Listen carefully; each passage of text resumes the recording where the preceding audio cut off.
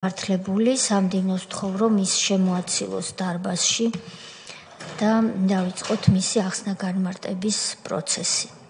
დღეს მძიმე სხდომა გამოგვივიდა, ჩვენ მოვისმინეთ ამირან ბუტარობაქიძის მკვლელობის საქმე, თუმცა დაგეგმილი გვაქვს, რომ ამ საქმეზე მოსმენები გაგრძელდეს, ვინაიდან დღეს მხოლოდ ორი პირის მოკლულის დედის ქალბატონია მეტრეველის და ერთ-ერთი ოქროს მოწმის ჟურნალისტის ბატონი გოჩამოკბანიანის გამოკითხვა მოვასწარით მხოლოდ. ბატონი ლევან ტერაშვილი, ბატონ ლევან, გთხოვთ დაბრძანდეთ. ჩვენ ასეთი პროცედურა გვაქვს, რომ უნდა გაგაფრთხილოთ ჩემი ვალია განზრახ სრუჩვენებისთვის არის სისხლის სამართლებრივი პასუხისმგებლობა გათვალისწინებული ჩვენი კანონით, ასევე კითხვებზე უარისათვის და კითხვებზე თავის არიდებისთვისაც.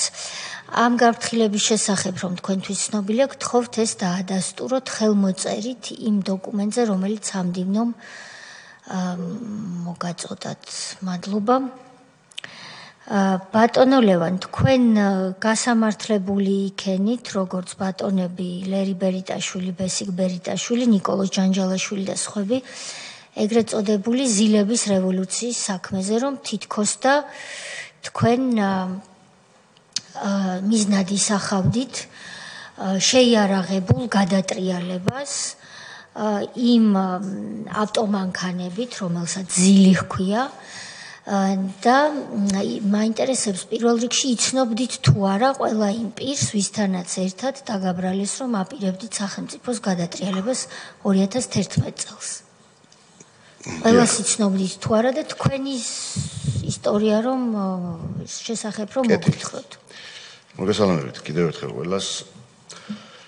ბუნებრივია აბსოლუტურად ყველა იმ ადამიანს ვისთან ერთადაც ყველა დიდ უმეტესობას ვიცნობდი პირადად ვისთან ერთადაც ჩვენ ბრალიც აგვიყენეს, თუმცა ეს გავიგე მე ჩვენ პირველი ეტაპი დაჭერის იყო 19 რიცხვში 2011 წლის 19 ივნის დაიჭირეს ჩემი ძმა, ჩემი მეგობარი,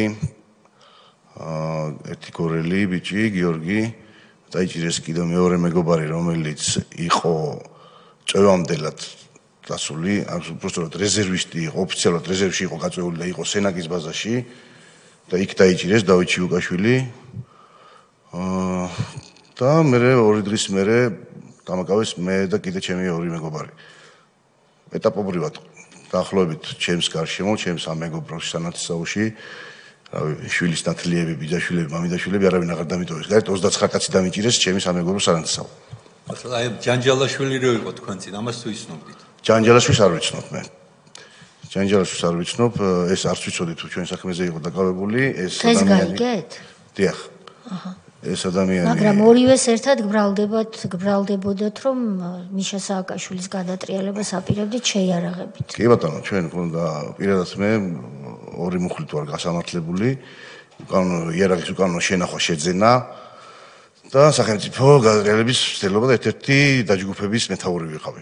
ასეთი მონახაზი ჰქონდათ მაშინ.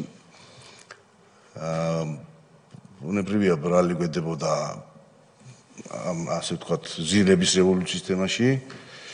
მე პირდაპირ გადავალ, როგორც მინდოდა მეთქვა რამოდენიმე სიტყვა იმაზე, რომ ვინ ვარ, რას წარმოადგენს, საიდან მოვდივარ, ზოგადად პოლიტიკაში, საიდან წავედი და თუ ნებას მომცემთ, ვისაუბრეთ ამაზე სულ. დიახ, რა თქმა უნდა. არ დაგარჩევთ. გისმენთ. მე დავიბადე ქალაქ ცხინვალში 1976 წლის თებერვლის თვეში. იქ გავიზარდე 99 წლის მოვლენების მერე მოგეხსენებათ ყველას ეს მოვლენები, იძულებულები გავხდით და წამოვედით მამაპაპისეული სოფელი მქონდა, სოფელი ზემო არწევი, ესეც ცხინვალის რაიონი იყო, რომელიც ასევე 2008 წლის მერე დავკარგე მიშას სააკაშვილის უგუნური ქმედებების გამო, როდესაც ან გააკეთა ის, რაც გააკეთა 2008 წელს. ორმაგი დევნილი ვარ, შეიძლება ითქვას, ჩემს საკუთარ სამშობლოში. 2001-ში დავამთავრე თბილისის სახელმწიფო უნივერსიტეტი სამართალმცოდნეობის ფაკულტეტით. ვიმუშავე ძალიან ბევრ წლებაში, საგამოძიებო სამხარეოდან დავიწყე, ვიმუშავე მთავარ პროკურატურაში, ვიმუშავე შინაგან საქმეთა სამინისტროში, თავდაცვის სამინისტროში და ბოლოს გამიშვა მიშამ დასასვენებლად ბრიტანეთის მერვე იზოლატორში, ამაზე მოგახსენებთ დეტალურად. 2007 წელს დავიწყე აქტიური პოლიტიკური საქმიანობა, როდესაც უკვე ნაციონალური მოძრაობის ქმედებები სააშკარაოზე გამოვიდა და გირგვლიანი საქმის მერე უფრო ნათელი გახდა რა კურსს ადგა ის რეჟიმი და ჩემი მეგობრებმა გადავწყვიტეთ და გავედით ოპოზიციაში, უკვე აქტიურად დავიწყეთ მუშაობა. გაერთიანებული ოპოზიციის საკითხი და თემა მოგეხსენებათ დიდი ალბათობით. Просто ყველას ვიცით, როდესაც 7 ნოემბრის მერე ვადაზიადრე შეიწყვიტა თითქოს და დემოკრატიის შეფარებული პრეზიდენტი ვადაზიადრე გადადგა და 2008 წლის 5 იანვრის საპრეზიდენტო არჩევნებზე და დაგვახია პირდაპირ საარჩევნო შედეგები და აბსოლუტურად ყველაფერი. მე ვიყავი მაშინ გორის საარჩევნო შტაბის ხელმძღვანელი და საღამოს 8 საათზე საარჩევნო შტაბი ვის იქ რამდენიმე გაერთიანებული ოპოზიციიდან ვიყავი მხოლოდ მე. კი, გაერთიანებული ოპოზიციიდან ვიყავი, მაშინ ყველანი ვიყავით. ბატონი ლევან გაჩეჩილაძე როცა იყო საპრეზიდენტო კანდიდატი, იმ პერიოდს ხვები. ეხლა იქ რომ მანქანა წამართვეს ამ პერიოდში რომ არ მაძლევდნენ საშუალებას მუშაობის, ეს ცნობილი ფაქტებია და ამაზე გიორგი საგარეიშვილი სამაშინდელი პარლამენტის წევრი იყო და იქ ტრიბუნიდანაც ყოველ მეორე დღეს გიძახდა ჩემს სახელს. ყოველ მეორე დღეს, ოღონდ მართლა ყოველ მეორე დღეს დავყავდი ნარკოლოგიურ შემოწმებაზე, რომ დაახლოებით 3-4 საათი დამეკარგა დღის განმავლობაში.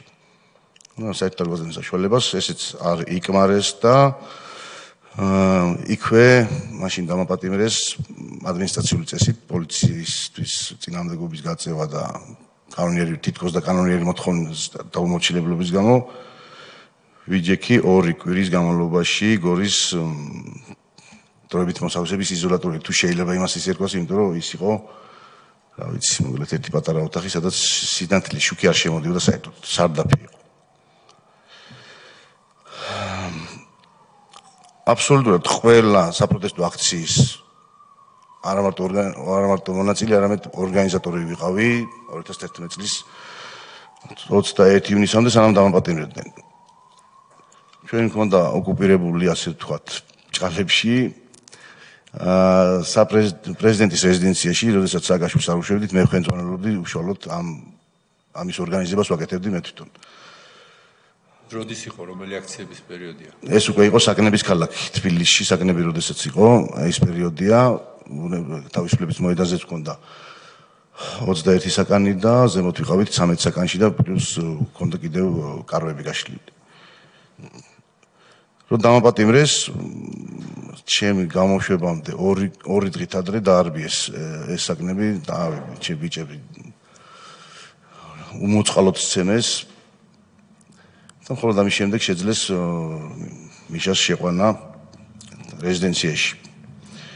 ეს ამ მოვლენების მერე უკვე თითქმის ცოტა ჩანელდასავით რაღაც ოპოზიციური მუხტიც და საკნების თემა ვერ გაამართლა, ასე ვთქვათ, ვერ მივახციეთ საბოლოო შედეგს ბევრი მიზეზების გამო და შემდეგ უკვე 2010 წელს ქართული პარტია ჩამოყალიბდა, მოგეხსენებათ, ბატონი სუბარის თავმჯდომარეობით, სადაც ისევე აქტიურად ჩავერთე და რეგიონულ სამსახურს ხელმძღვანელობდი. საკმაოდ ბევრი აქცია, თავის კონფერენციები, სადამფუძნებლო, ბევრი გვაქვს ჩატარებული, ბევრი კარგი საქმე ვაკეთეთ. არ ვაძლევდით მოსვენების საშუალებას. ბუნებრივია მაშინდელი რეჟიმს და საბოლოო ჯამში 2011 წლის 19 ივნისს დააპატიმრეს ჩემი ძმა, როგორც გითხარით უკვე. აქ თბილისში ოფისში, პარტიის ოფისიდან წაიყვანეს ღამე, ოღონდ იარაღი ჩაუდეს მამაჩემის სახლში გორში. ხო შევიდნენ მამაჩემს ეგონა, მე მიჭერთო და არა, ეს შენი არ არის, შენი შვილის არისო. ეს იმ დღეს დაიჭირეს, რაც მე გავიგე, რაც მოვასწრეთ ინფორმაციასაც მოგეხსენებათ, რომ არ გვაწვდიდნენ ხოლმე და ის შემთხვევაში ხალხის ძებნა გვიწევდა რამოდენიმე დღეს, სად იყვნენ, რომელ მოთავსების იზოლატორში, სად იყვნენ რეალურად სად იმყოფებოდნენ. მე შემეძლო ბუნებრივია ამ დაპატიმრების მერე მივმალულიყავი, თუმცა არანაირი პრობლემა არ მქონდა რეალურად ამ საკითხში, თუმცა ბუნებრივია ერთი რომ ისეთ ბრძოლაში ვიყავით ჩვენ და მით უმეტეს მეგობრებს დაგიჭერა რომლებიც ჩემ გვერდში იყვნენ და აბსოლუტურად არაფერ შუაში არ იყვნენ იმ ბრალდებასთან, რაზეც ქვემოთ მოგახსენებთ. მე ვერ მიცემდი თავს მაგის უფლებას და საღამოს 21 რიცხვში საღამოს გამოვედი სახლიდან. ეზოს გარეთ დამხვდა ორი ახალგაზრდა ბიჭი, სახელით მომართეს. მე მან არ გაიქცეო და რატომ უნდა გავიქცე მეთქი და გამოვყვევიო რა, ბანკანაში ჩამისვეს და დაპატიმრებული ხარ რომ მითხეს, გავიგე ხლა ისედაც სხვას არაფერს არ ველოდი მე მიშას რეჟიმისგან, იმიტომ რომ ვერ მივცემდით იმის უფლებას, ეკნა ყოველ შემთხვევაში ჩვენი შეძლებიდან გამომდინარე, ეკნა ის ბოლომდე ქვეყანაში, რასაც მისი რეჟიმი ჩადიოდა. როდესაც ეს იყო Mercedes მარკის ავტომობილი იყო, ტელეფონზე იყვნენ სულ ვიღაცასთან კონტაქტზე, დროზე და მოვიდა დაახლოებით 20 წუთში მოვიდა ჯიპის მარკის ავტომობილი სპეცრაზმით. უკვე იმათმა მე რაღაც ბორკილები დამადეს და კიდევ დაახლოებით 20 წუთი დავყავით უბანში. გვერდზე ვიდექით, კიდე რაღაც ელოდებოდნენ. ბოლოს გამომიყვანეს ამ ჯიპით, მოვიდა ერთი ოპელის მარკის ავტომობილი, შინდისფერი ოპელის და რომ გადმოუსვეს ამ ჯიპიდან მიღებიანებმა. ოპელის მარკის ავტომობილი ძღოლმა გააღო უკანა კარები და აქ დაჯექიოდა. უკანა კარები რომ გააღო, იქიდა ავტომატი. და ავტომატი რომელიც ჩამიდეს ბუნებრივია, მაგრამ ეს ავტომატი მინდა გამომახვირო ყურადღება რომ დავინახე და აქ არაო და მე მეორე მხრიდან მომატარა და ეს ავტომატი იყო ნივთი მტკიცება, უკვე არსებული ნივთი მტკიცება იყო, იმიტომ რომ მე საგამოძიებო სამსახურში ვარ ნამუშევარი და ვიცი როგორ ვახვევდით, როგორ ვინახავდით და ცელოფანში გახვეული იყო, უბრალოდ ეს ბირკა იყო მოგლეჯილი და უცბად შეფუთული, შენახული, დალუქული ნივთკიცება იყო მოტანილი ხელმეორედ, ალბათ მე მეშვიდეთი თუ მერვეთი გამოიყენეს ვინ იცის ახლა რამდენი გამოყენება იყო ამ ავტომატის ეს იყო და ეს ჩამიდეს არ ვიცი, მეტი ფანტაზია არ ეყოთ და მაინდა-მაინც აბაზანაში ჩამიდეს და აბაზანაში რო ეს ის არის რაღაცა სარეცხის ხაბები რო პლასმასის იქ ჩადეს და ჩანდა და მე ვთხარი სადმე მაინც დამალე ეგეთი შტერს ვგევარ, მე ვთხარი ხლა ავტომატი შაქ შევინახო და თან ჩანდეს მე ვთხარი და ვინ ეძებს მაგას, ვინ კითხულობს და არ აინტერესებდათ აბსოლუტურად არაფერი. გამიჩხრიკეს სახლი, ბუნებრივია ვერაფერი ვერ აღმოაჩინეს და მე ბრალდებაში ვკითხულობ რომ ანუ მიმიყვანეს ერთი რაღაც მინდა კიდე აღვნიშნო რომ მიმიყვანეს მოდულის შენობაში წამიყვანეს ამ სპეცსაზმის ჯიპით და დაახლოებით რამოდენიმეჯერ ამატარებენ ამ კიბეზე ჩამომატარებელი. კიდევ მომატარებელები 4-5-ჯერ გადაიღეს და რა გინდათ მე ვთხარი რას დამატარებდა? თვალებში ნუ გიყურებო. კამერას რო თვალებში ნუ გიყურებ. რა სად გავიყედო? ანუ უნდათ რომ აი დაბეჩავებული გამოჩენილიყავი რა თითქოს ბუნებრივია უფრო კარგად შევხედე თვალებში და შემიყვანეს მეორე დღეს გამომიყვანეს და ხელახლა გადაიღეს ეს ოღონდ სპეცრაზმელები ჩაანაცვლეს შავ კოსტუმიანი ხალხით. და კიდე ისევ რაღაც ფილმებს გავდნენ. მოდულის შენობაში მართლა ბრალის დაყენების გარდა ჩემთვის აბსოლუტურად ზედმეტი არავის არ ვთქვია რა. მაგრამ კარგად მომზადებულან როგორც ჩანს, როცა გლდანში ამოვჭდი. აი გლდანი მერვე საფრობილეში გადამიყვანეს 3 დღეში. სადაც ვიყავი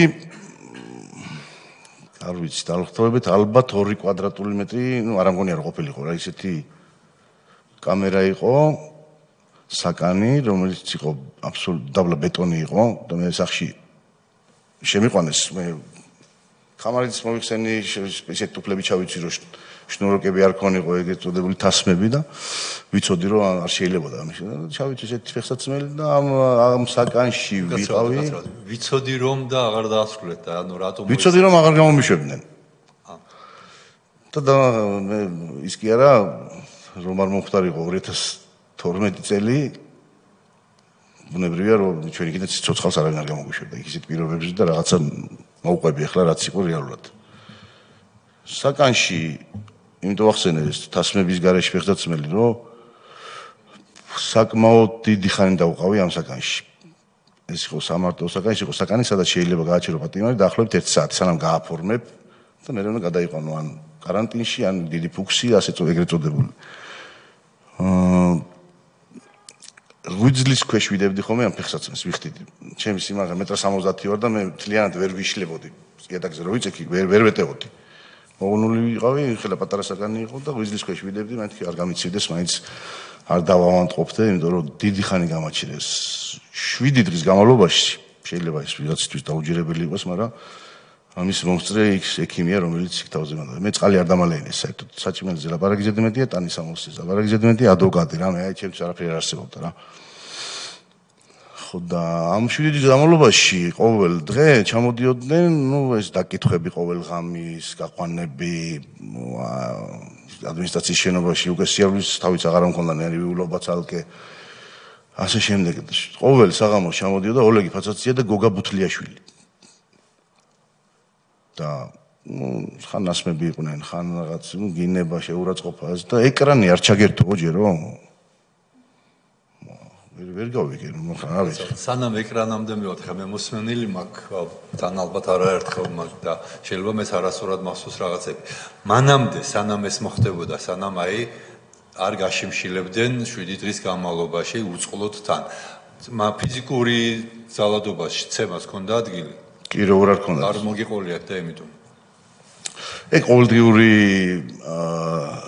ასე რომ მივყვეთ რა რაღაცა. კი ბატონო. როგორც კი განში გადავიყვანეს, პირველი ბუნებრივია იყო ყოველდღიური ცემა იყო, იმიტომ დაკითხვებზეც გავდიოდით. ყოველდღიურად იყო, გარდა ფსიქოლოგიური ზეწოლისა, ბუნებრივია ფიზიკური ზეწოლა და უმოწყალო ცემა, იმიტომ რომ იქ მე არ ვიცი, რამდენად მართალია ეს, თუმცა პატიმრებში დადიოდა ესეთი ხმები, რომ ტესტირება რომ ჩაუტარებიათ თანამშრომლების ახალაიას, ჩაუტარებიათ ტესტირება და ვინც ვერ ჩააბარა, ისინი აიყვანაო თანამშრომლებად რა. იყვნენ იქ ისეთი ბადრაგები, ისეთი ხალხი, წერა კითხვაზე და იმას ლაპარაკები, საკუთარ დედას სცემდა რო ებრძანა იქ მეთავს. აი ისეთი ტიპები იყვნენ, ხო ატყობდა ადამიანებს ფსიქოლოგიურად. ყოველ დღე იყო, ბუნებრივია, ყოველ ღამე გავყავდი თითქმის ადმინისტრაციის შენობაში, ხან გამომძებელი, ხან პროკურორი შემოდიოდა, პროკურორი შოთაშორის მინდა ვახსენო და სახელი და გვარი ვთქვა ჯაბა გურგენიძე, რომელიც დღესაც მუშაობს მთავარ პროკურატურაში, როგორც ვიცი, რომელიც აქტიურობდა ძალიან და აქტიურად ფსიქოლოგიურ ზეწოლას ახდენდა ჩემზე, რომ ერთხელ ისიც კი მითხრა, რომ შენო ყველაზე ცოტას მოგისჯიდო. როგორი ბიჭი გამოხვალ მე შენ ძმაკაცებში და შენ მეგობრებშიო რა. ბუნებრივია მიიღო იმან პასუხი და ჩემი მეგობრებმა თუ იმდენი არ იციან მე ვინ ვარ მათთვის მე ვთხარი შენი გადასაწყვეტი ნამდვილი არ იქნება, მაგრამ ეს ფაქტი იყო და ხშირად შემოდიოდა და თვითონაც აქტიურად იღებდა მონაწილეობას ყველანაირ ზეწოლაში აბსოლუტურად. ყოველდღიური ცემა იყო ნამდვილად იმასთან ერთად, რომ არც საჭმელი შემოქონდა, არც სასმელი და ტანის ამოსელი და ასე შემდეგ ადვოკატზე. იმ 2 კვირის განმავლობაში, რაც მე ფუქში დავყავი, არ ყოფილა აბსოლუტურად არავინ არ მინახე, არავინ არც ვიცოდი მე გარეთ რა ხდებოდა, გარეთ არ იცოდნენ ჩემებმა, ცოცხალი ვიყავი, არ ვიყავი, ერთადერთი რაც ვთხოვე იმ ექიმს, მე უკვე აი ამ ეკრანის ჩართვას მოგახსენეთ რაც იყო, რომ ჩემი ძმის ამბავი მაინტერესებდა და ეთქობა შევეცოდე უკვე რომ 7 დღის განმავლობაში მოგლეთ რომ წყალს არ ვსვავდი, ეს ეკრანის ჩართვა ყოველდღიურად ხდებოდა, ჩამოდიოდნენ, თან ხო იცოდნენ ნერვიულობდი და ეკრანი არ ჩაგერთო და მართლა ჩამერთო ეს ეკრანი. ეკრანის ჩართვა ყოფილა ის რომ მე ნაცრისფერ კედლებზე დავინახე ჰალუცინაციები, უკვე რაღაცებს ხედავდი მულტიმების სახით რა და დავკარგე გონება. იმიტომ რომ მახსოვს უწყლობისგან, კი, გაუწყლობისგან დამემართა ეგ. დავკარგე გონება და ეს ექიმი თემო ერქვა გვარი მიწერია სადღაც გეტყვით რომ მაგის ყვირილზე გავახილე თვალი და მოვედი აზრზე რომ ჩქარა წყალი და კარგად მახსოვს ნაბეღლავის მწვანე ბოთლები რო 1 ლიტრიანით მოიტანა წყალი და არ მომეშო სანამ ბოლომდე არ დამალეინა და მე კიდე მოატაინა ბადრაკს მეორე ბოთლი და ის დამიდო და მაშინ მითხრა რომ გეშინიო შენი ძმა უკეთეს მდგომარეობაშიო ვიდრე შენ რა მით დამამშვიდა რა.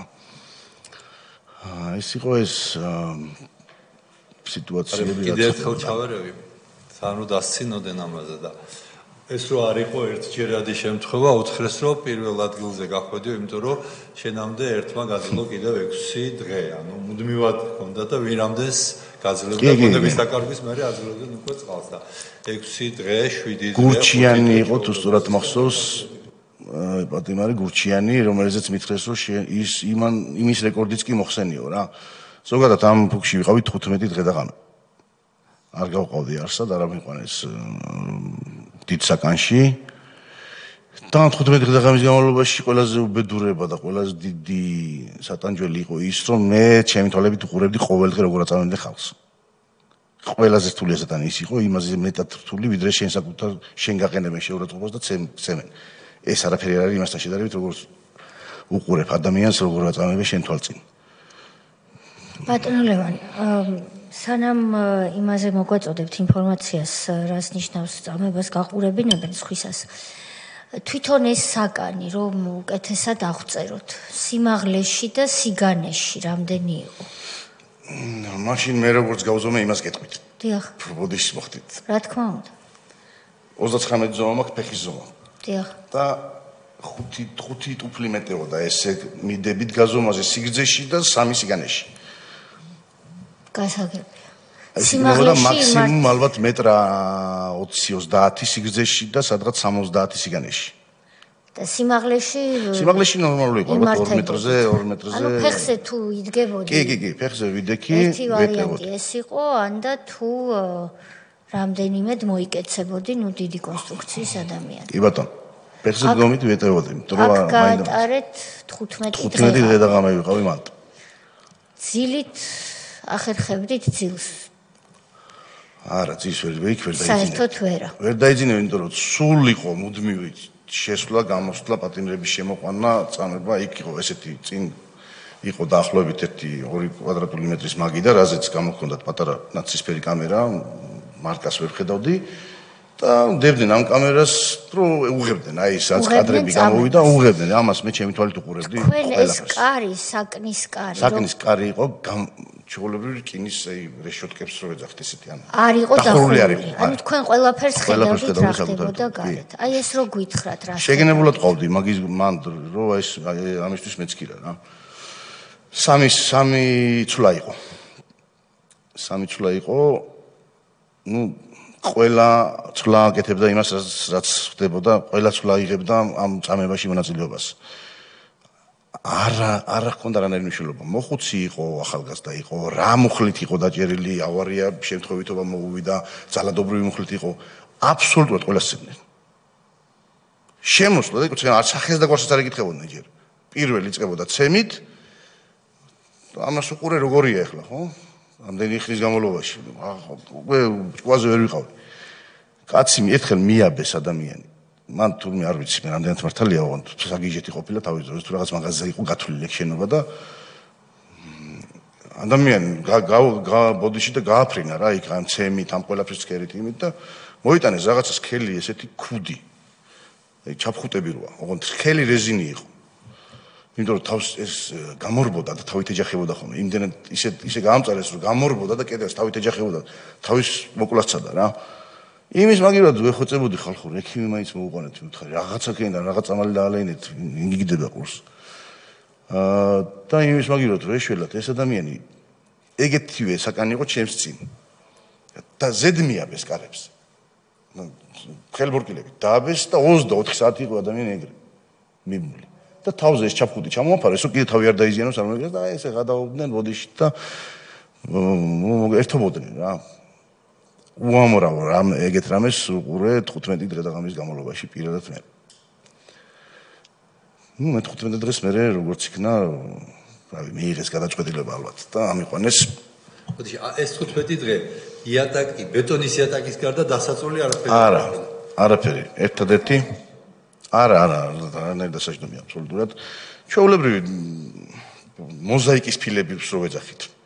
აი ეს ფილები იყო დაგებული, ბეტონი იყო ცარიელი. ბოდიში 15 დღის განმავლობაში თქვენ ყოველ დღე ხედავდით ამ ყოველ დღე იყო. დღე და ღამე იყო ეს ყოველ დღე იყო. ეს იყო დღე და ღამე. დღეში რამდენიმე ადამიანი რა თქმა უნდა დღე და ღამე და ამას გაყურებინებდნენ სხვაებს. ვერსად უნდა შევტრიალებული იყო იმაში კედელისთვის უნდა მეცქისა. სხვა გზა არ იყო. ეს ამას ხედავდი შეგინებულად ყავდი იქ, თორე იქ ადგილების მეტი რა იყო, დაბლაც იყო, კამერები, ფუქსები და უამრავი ადგილი იყო, სადაც შეიძლება და განთავსებული იყო, მაგრამ შეგინებულად, იმიტომ რომ კიდევ მეორე ურთულესია ამის ქერა ეს თქვენი აზრით იმ ასე ვთქვათ, კამერით იღებდნენო. დიახ. რა შეჭირდებოდათ ეს? ტერორისტების შემთხვევაში ვიცით როგორც არის ხოლმე და მაგათ რა შეჭირდებოდა თქვენი ვარაუდი როგორი არის? მადლობა. ვარაუდსაც გეტყვით და მეცაც გეტყვით ახლა მე რო ჩამოვთვალე, სად მიმუშავია ვიდათ არ ყოფილა რა, იქ სადაც მიმუშავე ესეო და ვიცი ინფორმაციებიც რომ ახალაიაც მიშა სააკაშვილის და მთელი ეგ ბოდიში და თქვენთან ბოდიში და ეგ ხროვა ავალებდა რომ ენახათ ეს ყველაფერი მართლა ხდებოდა ის თუ არა რასაც ეგენი ავალებდნენ რა რომ ეცემათ პატიმრები დაეშინათ და გაინადგურებინათ ქართველიერი და შიშით დაენერგათ ამის ფაქტები ხო ხა მოყოლაზე ვის დაუჯერებდნენ ხა ბედუკაძეს დაუჯერებდნენ არ დაუჯერებდნენ ბედუკაძე მე მცა პატივი თუ ეს ჩემთვის ძალიან დიდი პატივი იყო პირდაპირ ვიტყვი ეგეთი რამე არ როგორ გაბედა იქ და ვიტყვი რაც გააკეთა თუმცა თვითონაც იღებდა ეგ კაცი მონაწილეობას იმ სიბინძურეში მე ჩემი თვალით ვგანახი თუმცა ჩემს მიმართ რა ვიცი მოდიოდა ხოლმე და მეუნეოდა რომ აი რომ გაგიშვათ ახლა აი რა სიზაო ну რაღაცას ყავა ხوار მოგიტანო ხა ყავას გამოდავლებდი მე ხა ბედუკაძის ხელით ხო და ну სიგარეტი მომაწეინა ერთხელ მე ну აი ხშირი იყო ეს საუბრები თან მე ყოველ მესამე წლაში იყო ხოლმე ეგ და მითხარი პირდაპირ ვთხარი იგივეს გავაკეთებ რაც ვაკეთებდი და მიშა სააკაშვილს და ბოკერიას მე ვთხარი მე ჩემ ქვეყანას არ დავუთმობ მეთქი რა რაღაცა რავი ესე შემოვიდა ნდობაში თუ არ ვიცი რა ქონდა განზრახული მე ადამიანს ვერ ვიტყვი მაგრამ კიდევ მეორე ჩემს მიმართაც შეიძლება იმას სიმართლეს ვამბობ შემიძლია ხატზე დავიფიცო და ეგ კაციც იღებდა იმ წამებებში მონაწილეობას კარგად ვერ გავიგე რას უმადლით ბედუკაძეს რას უმადლი გეტყვით დიახ მოკლედ შემაწუხა რო იტყვიან რა გაგიკეთო რა რაღაცა მინდა გაგიკეთო იცნობდით არა იქ გაიცანით იქ გავიცანი კი და იმან ხო იცოდა ვინ ვიყავით რაზე ვიყავით და შეიძლება და ასე შემდეგ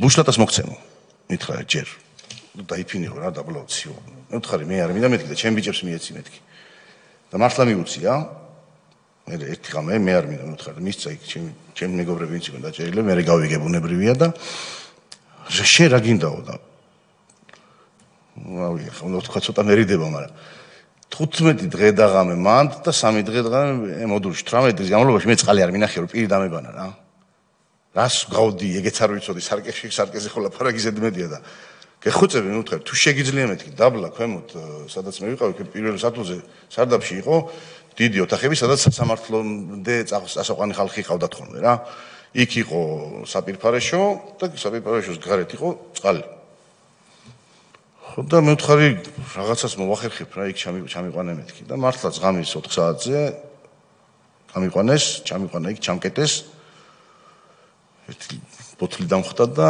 ისეთი შხაპი მივიღე რომ არავის არ დამავიზდება ცხოვრებაში ისეთი გემრიელი იყო ჩემთვის ის შხაპი 18 დღე და ღამის განმავლობაში დღემდე თქვენ ბედუკაც მე ჯერ როგორ გაბედა ეგ და ნუ ჩემთვის ეგ იყო ეხა იქ ამერწმუნეთ კარბონთია ჟანგიანი მოღუნული რუსმანი რო გაჩუქოს პატიმარმა ჩათვალეთ მაიბახი გაჩუქა ეგეთი ის იყო იმ დროს მithumetes მაგრამ ხაზგასმას ეს საჭიროებს რომ ადამიანი რომელიც ასეთ უბედურებაში იმყოფებოდა სხვას არ უკარგავს სიკეთეს მე ვამბობ სიმართლეს მე რაც გამიგეთა ეს სიმართლეა და ის რომ ის თვითონაც იღებდა ადამიანების ცემაში მონაწილეობას ესეც სიმართლეა მე საკუთარი თვალებით მაქვს ეს ნახი სვის მონაყოლს არ ყვები კი ბატონო ინარჩუნებთ მაინც ყველაფრის მიუხედავად ადამიანისადმი რწმენას და ობიექტურობას ბუნებრივია იმიტომ რომ მაგათ ღმერთმა დამიფაროს მაგათ დავემკვანო გასაგებია კითხვები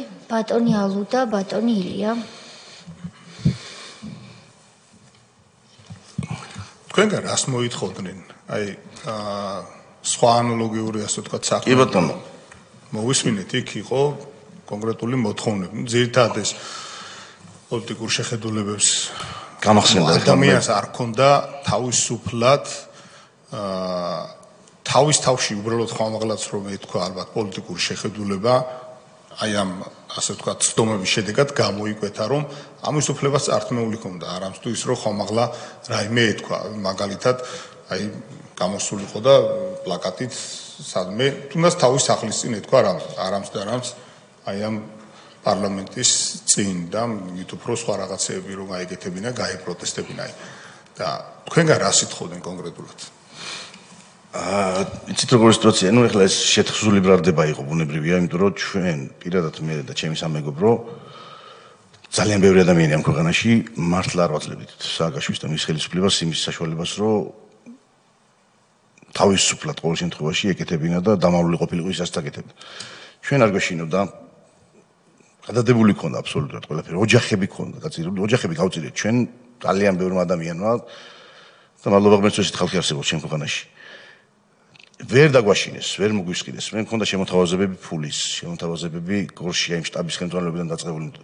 პირადად ვიცნობ, ვანო ვერაბიშვილს, ზურადეიშვილს, მიშა სააკაშვილს და მთელს ყველას პირადად ვიცნობ. 2003-ში სამწუხაროდ ძალიან დიდი წვლილი მივიღე მათ მოყვანაში, ასე ვთქვათ. მაქვს მიღებული მონაწილეობა. და მე ბოლოს აი ესეთი სიტუაციები, მაგრამ უკვე რომ გადავიდნენ ზღვარს, ბუნებრივია ჩვენ ედუარდ შევარდნაძის ხელისუფლებაც იმიტომ არ მოგწონდა რომ ხედავდით რაც ხდებოდა ქვეყანაში, ამათაც რაც დაიწყეს და რომ დაიწყეს ჩაგვრა და გადაკეთება და არავის აზრს აღარ უსმენდნენ, მივიღეთ გადაწყვეტილება და წავედით ოპოზიციაში. რომ ვერ მიაღწიეს საწადელ შედეგს, ვერც მომისყიდეს, ვერც დაჭერით ერთხელ დამიჭირეს, არც ერთი ნათესავი, არც ერთი ძმაკაცი, არც ერთი მეგობარი სამსახურში არ დამიტოვეს. აბსოლუტურად კაცი არ მუშაობდა. მე თვითონ ვერ იდებოდი ჩემს სახლობლებს, რომ მივსულიყავი, გამარჯობა მეთქვა, ისეთი რაღაცა, ისეთი ის იყო. ერთი კაცი არ დამიტოვეს სამსახურში, სახელმწიფო სამსახურში და მე ერთი კაცი არ დამიტოვეს, პერედაში შემოტანი რო ქონიყო ვიღაცას, რომ შემოიტანა საკრძალი. სულ ადამიანის ჩემი სამეგობრო ვინც კი ვიყავით. ამ კონკრეტულ შემთხვევაში ჯერ საქმის მასალების მოგახსენებთ 2 წუთში, რომ საქმეში უდევთ ესეთი რაღაც, რომ თითქოს ჩემი დავალებით, ჩემი ძმა და ჩემი მეგობარი მარხავდნენ იარაღს. და ჩვენ დაგვაკავეს ერთი თვის მერე. ვეუბნებოდი პროკურორს, შედალოთულიშვილო. სად ხდებოდა, სად მარხავდნენ? ეს იყო ოკუპირებულ ტერიტორიასთან ახლოს, ბუფერო ზონაში, ეგრეთ წოდებულ ბუფერო ზონაში, თვითონ ამოთხარეს ორმო. და იყო ეს ორმო იყო დაახლოებით 50 სანტიმეტრის რადიუსის და სადღაც 60-70 სანტიმეტრის სიღრმის. საქმის მასალებში რო ჩაიხედოთ, რაც მე იარაღი მიპოვეს, ერთი ზილი ნამდვილად უნდა რომ ის იარაღი დაიტვირთოს. ერთ თვეში დაგვიჭირეს. რომელიც თითქოს ამ ორმოდან ამოიღეს? ხო, კი, ბუნებრივია. თითქოს ამ ორმოდან ამოიღეს, იმიტომ რომ მაგრამ თან ის არის თავარი მანდრო ერთი თვის მერე რომ მაკავებ მე ვთხარი პროკურორს ომიჯერ. ოქროს ხო არ მომარხავდი შედალოცვილო მე ვთხარი. თან ჩვენებებია პოლიციელები გვიყურებდნენ ამას. გვიყურებდნენ როგორ მარხავდი იარაღს და დამიჭირეს ერთი თვის მერე. იქნება მე ვთხარი იმავე ღამეს ვიღებდი ამ იარაღს და სოფელი უნდა მეხოცოთ. ხო ხარ თანამონაწილე მე ვთხარი, მაგრამ არავის არ აინტერესებდა. რეალურად ეს ზილის ბრალდებაზე რაც შეეხება 200 კაცი უწერიათ. ეს ხო საჯარო თემაა, მის ამოღება შეუძლია ნებისმიერ. 200 ადამიანი მე ვთხარი. ზილი იყო თუ მატარებელი იყო, როგორ უნდა შემომიყვანა მე ვთხარი. 200 კაცი შემოყვა და მე ზილით რუსეთის ტერიტორიიდან და სახელმწიფო გადაწყვეტილება უნდა მომეხდინა. აუ შენო ხელი მოგვიწერეო, აი ესე მითხეს პირდაპირ და თვითონაც რომ დაიღალნენ უკვე რა არაფერი, აუ შენო ხელი მოგვიწერეო და ვინ კითხულობს მაგასო 200 წერია თუ 20. არ აინტერესებდათ. რომ დამაპატიმრეს უკვე ეს ბრალდებით, ამ ბრალდებით სამ ადამიანზე მთხოვდნენ ჩვენების მიცემას. ეს იყო ზურაგი გუაშვილი, ეს იყო ბატონი სოზარ სუბარი და ეს იყო მერტმაცხონოს ეროსი კიჭვარეშვილი. აი ამ ადამიანებზე მეუნეოდნენ, რომ რავი, რამენაერად ვერ მიიღეს ჩემი ხელმოწერა ვერც ერთის წინააღმდეგ, რომ სნობზე მეუნეოდნენ ამას შავი ფული შემოვაქ ამას, ეს იარაღის თემას აგვარებს, თქვენ აგვარებთ ამას და ჩვენებას თხოვდნენ აი ამ სამ ადამიანზე, მაგიტო იყო ეს ყველაფერი რაც იყო. ის ყოველდღიური ზეწოლა გამომძიებლებიც უკვე ისეთ დონეზე მიდიოდნენ თვითონ აი ღამე ხოლმე დაკითხვებზე, რომ მე მაინც ადამიანურად ვიტოვებდი იმას, რომ თვითონაც კი ვეწოდებოდი ხოლმე რა, უკვე რა ვატყობდი რა, ზოგი ახალგაზრდა ბიჭი იყო ხოლმე ისეთი, რომ აი თვალს ყარიდებდა, ვერ მიყურებდა რა, რასაც იქ ჩადიოდნენ ადმინისტრაციის შენობაში ამ დაკითხვების დროს. ზურა გიგუაშვილი ნაკლებად არის ცნობილი საზოგადოებისთვის და იქნებ განმარტოთ. ზურა გიგუაშვილი არის ირაკლი ოქროაშვილის დედის ძმა, ბიძა. ეს მაშინ ჩვენთან იყო პარტიაში, ერთად მოძრაობდით სულ და აი ამ ადამიანზე იყო მოთხოვნა. ეს სამი ადამიანი ბოდიში ზურა გიგუაშვილთან დაკავშირებით ერთი ისტორია უნდა მოუყვე. როდესაც ირაკლი ოქროაშვილი წავიდა ოპოზიციაში, პირდაპირ ვანომერაბიშვილმა დაიბარა და უთხრა, რომ დარჩები ჩვენთან და შენ იქნები გუნდის წევრი. მან თქვა, რომ ეხლა ჩემი დიშვილი წავიდა, მე აქ ვერ დავრჩები. ამის შემდეგ ეს ადამიანი მოიტაცეს, გაიყვანეს კახეთის გზაზე, სადღაც ლილოსიქით. სასიკვდილოდ სცემეს, ისე რომ განძრევის თავი არ ჰქონდა და დააგდეს მინდორში, ეგონათ რომ თავარაუდად გარდაიცვლებოდა აზერბაიჯანელი მწყემსი, რომელიც სხვას აძოვებდა, შემთხვევით წააწყდა და აი ესე შემთხვევით გადაარჩა ადამიანი სიკვდილს. მე გავიგე ეგ ამბები, ბატონო სუზარ, როდესაც უკვე საკანში, ანუ მე-15 დღეს გამომიყვანეს საკინდან, ჩამიყვანეს სარდაფში, იქ სადაც უკვე სასამართლოში გასაყვანი დიდი ადგილი იყო. კამერებიც არ იყო იმაში კორიდორში და იქ სახეზე ვისაც ვიცნობდი ესე და ვინც ვიცოდი სახელები და გვარებით ეს იყო მუხაძე, მაშინდელი დირექტორი დაწესებულების ვიქტორ ხაჭი. მონაწილეობდა უშუალოდ ცემაში? არა, მაგას ჩემთვის ხელი არ დაურტყია. მაგრამ იქ იყო როცა იქ იყო, კი, რა თქმა უნდა, იქ იყო. ვიქტორ ყაჭიაშვილი, ვინც ვიცი, სახელი და გვარით ოლეგი ფაცაცია იყო. იყო ალექსანდრე ჯანჯღავა, მაშინ მოადგილე იყო დაწესებულების, მერვე დაწესებულების დირექტორის მოადგილე იყო და გოგა ბუთლიაშვილი. მარტო ვიყავი, სხვა პატრონები არავინ არ იყო, ეს იყვნენ ესენი ვინც ვიცი სახელები და გვარებით და იყო დაახლოებით 12 კაცი ალბათ ჯამში. მე მარტო ვიყავი, ნუ იქ ცალკე დაკითხვა ამათ მომიწყეს, ნუ შეურაცხყოფები ის და ეს ვდგარ და ნახე რა თვალებით გვიყურებსო და რო დამაყარეს უკვე აღარაფერი მახსოვს მე პირველი დამარტყა ალექსანდრე ჯანჯღავამ და გოგა ბუთლიაშვილმა. გოგა ბუთლიაშვილმა ჩამარტყა აქ ხელკეტის ტარი, რომელიც ფრუნყარია და ეს ძვალი მაგ გატეხილი. და არ მახსოვს ეგ პერიოდი უკვე რა, მე რა მოხდა უკვე რამდენი ხანში მოვედი აზზე, მარტო ვიყავი, სხვა პატიმრები ჯერ არ ყავდა გამოყვანილი და აი ამ დღეს ამიყვანეს საკანში. სადაც დამხვდა ბიჭები, ხებუნებრივია, იყვნენ იქ 6 კაციან საკანში ამიყვანეს, ნომერი მე-60 საკანში გავატარე მთელი წელიწადი და 5 თვე, ცოტა მეტიც, სანამ ხელისუფლება არ შეიცვალა და მე ბოლოს გადაგვიყვანეს მატროსოვზე, ეგრეთ წოდებულ მატროსოვზე, სადაც ჰაერი ჩავღლავეთ. განჩენი წელიწადი და 5 თვე ვიყავი ერთ და იგივე საკანში. ჩემი ძმა 9 თვის განმავლობაში ვერ გადმოვაყვანებ, თხოვდი ხან ისე ხან, 9 თვის განმავლობაში ერთადაც არ ჩაგვროს ერთ საკანში. სალსაკის საკანებში გამყოფეს. და საკანში რომ ამიყვანეს, მე საკუთარი ხელით ვერ გავიხადე მაისური. ვერ უწევდი კლავერს ისე დონეზე რომ მაისური გამეხადე და ბიჭები მომეხმარნენ. ისეთი შავი ყოფილი ვარ რომ მე სასაცილოდ გავიხსენებდით ხოლმე ამბებს, ხვდები ხოლმე მე წესიერი ხალხი იყო, იქ ნორმალური ხალხი იყო, ვინც დამხვდა და 2 კვირის განმავლობაში ეგრეთ წოდებულ პრაგულკაზე არ გადიოდა საკანი იმის გამო, რომ მე ვერ ფიზიკურად ვერ დავდიოდი. არ შემეძლო სიარული, ისეთი ნაცემი ვიყავი. აი ეს იყო ის მოკლე ისტორია, რაც ჩვენ გადაგვხდა ბატონო. მე-60 საკანში თქვენი აყვანა როდის ხდება პერიოდი ხო არ გახსოვთ 2011 წლის? ზუსტად გეტყვით, იმიტომ რომ ზუსტად 3 დღე ვიყავი ეგრეთ წოდებულ მოდულის შენობაში, 21-ში დამაკავეს, ეს არის ესე იგი 25, რომ გადამიყვანეს გლდანში და 15 დღე დამავიყავი იმ საკანში, ანუ ივლისი არის. ივლისია უკვე, კი. იცით რატომ გითხეთ, ამასობაში მოქალაქე მოიწერა, გისმენთ ეთყობა, რომ ის ჩაფხუტიანი სავარაუდოდ მე ვიყავიო და პერიოდი აინტერესებს. მე ვიცი იმ კაცის სახელი და გვარი. გასაგებია, შეინახეთ ჯერჯერობით თქვენთვის. ვიცი მე ეს ადამიანი ვინც იყო. კი, ჩვენ ალბათ რომელი სოფლიდან არის ესეც ვიცი. კი, თქვენთან მუშაობა სხვა მიმართულებებზეც რო გავიდეთ. მადლობა, ეს არის 2011 წლის ივლისი. ბატონი ალუდას ვამდა შეკითხვას. აი თქვენ ახლა გიყურებთ საზოგადოება.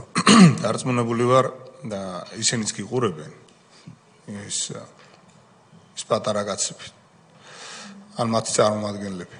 და იცით რა მაინტერესებს, აი ალბათ თქვენ ხშირად გაიგებთ ბოლო პერიოდში განსაკუთრებით, როდესაც ეს ადამიანები თუ მათი მეხოთბები ამბობენ რომ ეს ყველაფერი რაღაცა დადგმული იყო აი რაღაცა ესო კონკრეტულად აი ედუკაძე ახსენეთ ან სხვები რომ ესო დადგმული იყო ეს დადგმული სცენებია თორე ხა სადღაცასო ესე გადაცდომებიო ხა ზოგადად შეიძლება ყველგან იყოსო შეიძლება იყოს ხა მაგაზეო ხლა თავს არ ვდებთო მაგრამ ეგ ყველაფერიო როგორც ფორმითაც და რასახითაც საზოგადოებამ მიხილაო არა რაც ახლა თქვენ მოყევით და რაც უამრავმა ჩვენმა თანამოქალაქემ გამოიარა ეს ყველაფერი დადგმული იყო ეს გაგიგია თქვენც ალბათ ბუნებრივია აი რას უპასუხებდით მათ ეს კითხვა მექნება და თქვენი დრო რო დავზოგო და საზოგადოების ასევე და კიდე მექნება ეგეთი კითხვა თქვენთან რომ აი დღეს უყურებთ აი ამ ყველაფერს რას თქვენ გამოიარეთ გამოსტილი კაცი ბრძანდებით და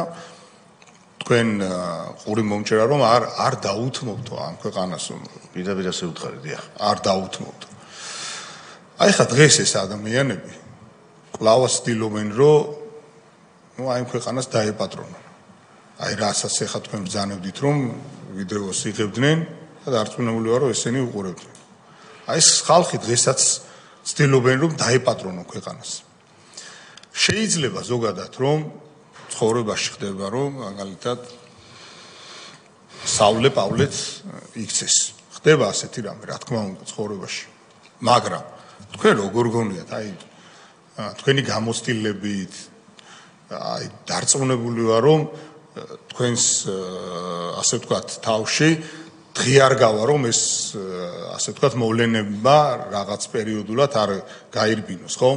აი როგორ ფიქრობთ ეხლა რომ გესმით რომ ეს ადამიანები ამა თუ იმ ფორმით და რა ფორმითაც კარგად ხედავთ კვლავ ცდილობენ რომ მოვიდნენ აი შეიძლება რომ დაუშვათ ის ყველაფერი აი რისთვის უნდა თქვენი აზრით მოსვლა რომ ის ყველაფერი მოინანიონ კარგები გახდნენ ეხლა აღარ უნდათ დაუშვათ რომ იმ ასე ვთქვათ წამებლების იარლიყი კონდეთ და რაღაც კარგი დამართონ ამ ქვეყანას აი თქვენ თავზე პირადად რო გამოსადეთ აი იმ ადამიანს ვეკითხები რა უნდათ აი ამ ხალხს აი ამ ქვეყანისგან და თქვენ კონკრეტულად რას მოელით აი იმისგან რომ გამორიცხული არის ჯერ ყველას მინდა უთხრა რომ არავითარ შემთხვევაში ეს არ მოხდება და პირდაპირ ვაცხადებ არაერთჯერ სხვათა შორის მრავალი წელია რომ ყველანაირად მე პირადად და ბევრი ამ ქვეყანაში არ დაუშვებთ რომ ეს ბოროტება დაბრუნდეს ეს ბოროტება თქვენ პირადად რისი მოლოდინი გაქვთ მადლობა კი ბატონო ბუნებრივია ვხედავ და კიდე გითხრა გიმეორებთ რომ ბევრი ამ მათგანს პირადად ვიცნობ ბევრი მათგანი პირადად მინახიას ასე ვთქვათ სამსახურში და შემდეგ მე არ მჯერა სიმართლე გითხრათ რომ ადამიანმა ყოველ შემთხვევაში მონანიების გარეშე შეიცვალოს ეს გამორიცხულია ხო ფაქტი მე მაგათი მონანიება ვერ ვნახე ვერაფერში აბსოლუტურად მე ცხინვალში დაბადებული გაზრდილი ადამიანი ვარ კიდევ ვიმეორებ ვერც ახალ გორის მიერთების საკითხი კონსტიტუციურად და რატომაც მე 2008 წელი რომ მოხდა და აბსოლუტურად ლეგიტიმურობა თითქმის ისევ იმ ჩარჩოებში ჩასვა სააკაშვილმა ესეთ შეგნებული გადაწყვეტილება იყო დარწმუნებული ვარ და შეთანხმებული იყო ამ ქვეყნის მტრებთან ამ ქვეყნის საწინააღმდეგოდ ის რომ ეგენი ხელისუფლებაში ვერ დაბრუნდებიან მაგის გარანტიას მე ვაძლევ და ჩემი ხუთი შვილი რომელიცაც მე ვზრდი და ზუსტად ისევე მოემსახურებიან ის ჩემი შვილები ამ ქვეყანას როგორც მე ვემსახურები გულწრფელად და ყოველგვარი ანგარების გარეშე ესე ემსახურებოდნენ ჩემი წინაპრები და მეც ესე ვაგრძელებ და ჩემი შვილებიც ესე გააგრძელებენ ვერასდროს ვერ დაბრუნდება მაგის ილუზია ნუ ექნებათ და ერთსაც დავამატებდი რომ ნამეტანი რბილად ვექცევით ხშირ შემთხვევაში და ალბათ ამან გაათამამა ესენი რა მე მიუუტევე პირადად ჩემი ვინც მეძვლები დამანტვრია მე მიუუტევე აგერ ხმამაღლა ვამბობ საზოგადოებაში მე მიმპატიებია ეს მაგრამ ჩემი ქვეყნის აუხრებას ჩემი შვილების მომავალს დამხრებას ვერავის ვერ ვაპატიებ გამორიცხული თემა რა ტუჩკუას მოეგებიან მათთვის იქნება უკეთესი თუ არა და ჩემი თანაბიჭები ამ ქვეყანაში კიდე ბევრია და გავცემ საკადრის პასუხს ნებისმიერ დროს და ქალებიც კი ბატონო ბატონო ლევან თუ კითხვები ბატონი ილია თქვენ გნებავდეთ კითხვის დასმა თუ დასვით უკვე კითხეთ თქვენ გნებავდეთ და ბატონ სოზარს და შემდეგ აღარ მოგაცდეთ ბატონ ლევან თქვენ დიდი გამოცდილება და სამუშაო გაქვთ ჩაწერებული ძალოვნებში მუშაობის. რომელი წლები იყო ეს და როდის დაიწყეთ პირველი და მე როგორ წლების მიხედვით მაინტერესებს. 96 წელს შევავარე მე ჯავახიშვილის უნივერსიტეტში თსუ-ში. 97-19 ვიმუშავე შიდა ქართლის საგამოძიებო სამსახურში.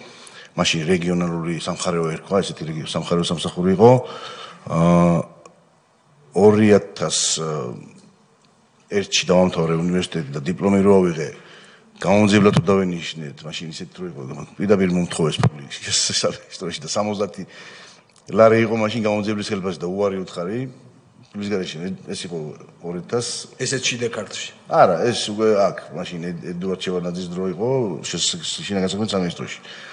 მე ვიმუშავე ერთი წელი 2001-2002-ში ვიყავი ადვოკატად ვიმუშავე თემიდაში კერძოს ადვოკატო ბიუროში 2004 მთავარი პროკურატურა 2005 შინაგან საქმეთა სამინისტრო 2006 თავდაცვის სამინისტრო 2006 თავდაცვის სამინისტრო ბოლოს ხო? კი 2005 რა იყო? შინაგან საქმეთა სამინისტრო ამ წლების განმავლობაში ის რაც თქვენ მოყევით ციხეში აი თუნდაც 99 წლიდან რომ მოვაყოლოთ მაშინ იყო ესეთი ციხე ესეთი დამოკიდებულება ესეთი მიდგომა პატიმრების ანუ ნაციონალური მოძრაობის მოსვლამდე ხო არა მე გითხრა მე არ გამეკი მაშინ არის არა რასა მე თვითონ გამომძიებლის თანაშემწედ მუშაობდი 2 წლის განმავლობაში და მქონდა შეხება პატიმრებთანაც შემდეგ მაგრამ არა რასა პირიქით იყო ხოლმე შემთხვევები როცა მოწმეს ან ბრალდებულს რაღაც სანამ ბრალდებულს ვიბარებდით არც მოდიოდნენ და ჩვენ თვითონ გვიწევდა ხოლმე მისვლა ვინ აკადრებდა მაშინ ეგეთ რაღაცას საერთოდ აი ეს რეალობა რაც ციხეში იყო რასაც ყველა მოსული ხაზს უსვავს და ამ უბედურებას დიდი ტკივილით იხსენებს რომელ წელში დაიწყო ფიქრობ ვიცი რა მე პირადად 2011-ში გამოვცადე ეს საკუთარ მანამდე გვესმოდა ჩვენ ხო 5 წლის განმავლობაში 2007 წლიდან 2007 წლიდან როდესაც გადავედით ოპოზიციაში იქიდან მოყოლებული იქიდან იცით თუ იქიდან ვიცი მე იქიდან ვიცი მაგრამ დიდი ალბათობით 2005-ში ეს პრაქტიკა ჰქონდათ მათ ალბათ 2005-ში. ალბათ 2005-დან უფრო, კი. თქვენი მოსაზრება. და აქვე დავამატებ არ ვიცი, მაგრამ მაინც უნდა ვთქვა. გულში ვერ შევინახავ ქართველი ვარ და პირდაპირ უნდა ვთქვა. საზოგადოებამ რო არ ნახა ის კასრების თემა. მე ვფიქრობ ესეც იყო ერთ-ერთი, ასე ვთქვათ, ლოიალური ნაბიჯი მათ მიმართ. შეიძლება ჩემი არ დაიჯეროს ვიღაცამ. ვინც მიცნობს კი იციან, რომ თulis არ ვიტყვი არასდროს, მაგრამ საკუთარი თვალით დანახი ჯობია რასაც ის ხალხი ჩადიოდა და ის ხო ვიცით ჩვენ რაც იყო აბსოლუტურად ყველა ადამიანს თავისი მოსაზრება აქვს ყველას თავისი სასწორია და ყველა თავისებურად წონის და თუნდაც ეგ ფაქტიც მაგასაც აქვს რაღაცა პასუხი რომელიც რაღაც ლოგიკაში ჯდება კი ბატონო როცა გაიგეთ ეს 2006-ში თქვენი რეაქცია რა იყო? რომ ციხის ესეთი მიდგომა შეიცვალა ადამიანებს აწამებდნენ, უბედურ დღეში აგდებდნენ, გონებას ართმევდნენ, ნათესავებზე აშინებდნენ და ასე შემდეგ. თქვენ ამ დროს მაინც მუშაობდით შსს-ში. 2006-ში თავდაცვის სამინისტროში მუშაობდი უკვე. თავდაცვის სამინისტროში მუშაობდით. ვინმესთან ქონდათ ამის, აი უზიარებდით ამ ამბავს, ვინმეს ქონდა ამის გარშემო საუბარი. იცით რა, არა. მე ეს ჩემი ვარაუდი იყო, რომ 2005-დან ალბათ დაიწყებოდა, იმიტომ რომ თვითონ უკვე შიგნით ერთმანეთში დაიწყეს, ანუ აი 2-3 წელი ხო მუშაობდნენ, მე უკვე გამოვიდა უკვე. ერთმანეთში ქონდათ უკვე ძალაუფლების გადანაწილების ცდილობა, ერთმანეთის დაბრალება და ასე შემდეგ. მე რა მნიშვნელობა აქვს ციხეში იქნებოდა თუ ქუჩაში იქნებოდა ამ ადამიანებმა ფაქტიურად დაიწყეს ქართველი კაცის შეცვლა მოინდომეს ჩემი მოქალაქეა ის მე რა რო დაშავ მე ჩემთან იყო ჩემ საკანში ის და ბავშვი დაიჭირეს ჯართი მოიპარა რა ერთი მილი ჯართის მოიპარა აბანოში რო შევყავდით ხოლმე აბანოში ისეთი იყო იქ მოსასმენი აპარატო არ იყო და მე კიდე დამავიძრა ყველაფერს ვერ გაიხსენებ. აბანოში რას გუშვებოდნენ ხოლმე? ზამთარში ცივწყალს მოუშვებდნენ, სულ 5 წუთი ქონდა გახტიან, ჩაცმიან, ბანაობიანად. ზამთარში ცივწყალს მოუშვებდნენ, ზაფხულში ისე ცხელწყალს მოუშვებდნენ, აი ესე შევარდდან გამოვარდით ბანაობდით ხოლმე რა, ანუ ვერ დაუდგებოდი წყალს ქვეშ. ეს ბავშვი მოვარდა ჩემთან. ჯართი მოიპარა, დაიჭირეს, რისიგულის რაღაც 30 ლარის ირებულების ჯართი. რამდენი წლის იქნებოდა დაახლოებით? ეს იყო 18-19 წლის მეტი არა. და მომوارდა აბანოში და გეხვეწებიო, ჩემ გვერდზე არაფერი თქვაო რა. ანუ კამერაში თუ კი ვიმეზე ხელი მიუძდებოდათ, რა აბა რას ამბობს ყველას გადაკეთება მოინდობეს ქართული ადამიანის მაგას ამბობ. ანუ ყველაფერში ერეოდნენ ადამიანს სულიერად ანადგურებდნენ. ფიზიკური განადგურების გარდა კიდე სულიერად ანადგურებდნენ და ბუნებრივი ამისატანა ჩემთვის და ნებისმიერი ნორმალური ადამიანისთვის შეუძლებელი. თქვენ როგორ ფიქრობთ, ის ადამიანები, ვინც ამას ჩადიოდნენ, შეიძლება შეიცვალონ როდესმე ან წერა გითქვით, მაინც მონანიების ყველაზე ბუნებრივია ვერ დაუდებ თავს, მაგრამ არის აი ის ადამიანები, ვინც ამას უკვეთავდა, მე ვფიქრობ, რა შეიცვლებიან. ვინც უშუალოდ ახორციელებდა, შეიძლება იმან მოინანიოს ყველაზე მაგრამ შემკვეთი, რომელიც განზრახ აკეთებს ამას და განზრახვა მოგეხსენებათ, ეს არ არის ერთდღიანი რაღაც შეგნებულად განიზრახეს, კიდევ ვიმეორებ, ქართველი კაცის და ქართველი გენის გადაშება და გადაშენება. ის როგორ შეიძლება რომ შეიცვალოს, როდესაც განზრახ დამკვეთია ესეთი უბედურები, რაც ქვეყანაში ხდებოდა. და ხო ვიცით ხალხო აქ, ახალგაზრდებმა არიციან ზოგი მაშინ მის მერე დაიბადა, მაგრამ სტატისტიკა ხო არსებობს, არა დღევანდელი სამყაროში მით უმეტეს ციფრულ სამყაროში ამის ინფორმაციის ნაკლებობა არ არის. 300,000 პატიმარზე გვაქვს საუბარი, ხო? 3 მილიონიან ნირში. ყველა ოჯახს ყავდა, ყველას ყავდა ახლობელი ნათესავი მეგობარი, ვინც საკუთარი თვალით ნახა ეს ყველაფერი. საათები ქონდათ. კამერებში, საკნებში ქონდათ გამოკრული ცხრილი. ესე რომ ამადამ საათზე შემოვალთ და გცემთ. მარტო მაგას უყურე რა, როგორია. რომ საათს უყურებ, აი ამ დროს უნდა შემოვიდნენ და გცემო. სხვათა შორის ამის შესახებ ბოდიში ბატონო ილია ერთმა მოქალაქემ წერილი მოიწერა და რომ წერს თხრობაში ამბობს ასეთ რამეს, რომ იყო ერთი კაციო, რომელიც ციხეში გავიცანიო. ერთ საკანში არ ყოფილვართ, უბრალოდ ცემებზე ერთად დავყავდითო და იქ გავიცანიო. ხლა ეს ტრაგიკულად სასაცილო ფრაზაა, რომელიც მან ასე თქვა, რომ ეს კაცი მე ციხეში გავიცანი, ერთ საკანში არ ვიყავით, ცემებზე ერთად დავყავდითო. აი მცხრილის მიხედვით, რომელზეც ასე იყო ზუსტად. ბოდიში ბატონო ილია გაგაწყვეტინეთ. დავამთავრებ აქტიურად აი ეს მინდოდა გამეზუსტებინა, მადლობა მინდა მოგიხადოთ. მადლობა ბატონი სოზარი შეაჯამებს, შემდეგ თქვენ თუ გნებავთ რაიმეს თქვა ბატონო ლევან და დაგემშვიდობებით. შეჯამების განთავშება უბრალოდ ერთი მოკლე კითხვა მინდა დავსვა. ლერი ბერიტაშვილი იყო თქვენამდე, რომელიც ყვებოდა როგორ დაამოხსნեն ოჯახის წევრებით და თქვენთან ხო არ ყოფილა, თქვენ დაპატიმრებული, თქვენ ძმა დაპატიმრებული და კიდე ოჯახის წევრებზე ხო არ ყოფილა რამე უკრა. პირადად ჩემთან